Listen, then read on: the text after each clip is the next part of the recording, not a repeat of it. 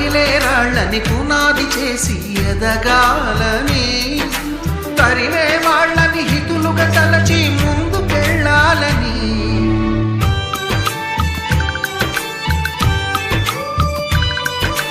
కన్నుల నీటిని కలల సాగుకై వాడుకోవాలని, కాచే నిప్పుని ప్రమిదగా మలచి కాంతి పంచాలని, గుండెతో ధైర్యం చెప్పెను, చూపుతో మార్గం చెప్పెను, అడుగుతో గమ్యం చెప్పెను, నేనున్నానని నీకేం కాదని, నిన్నటి రాతని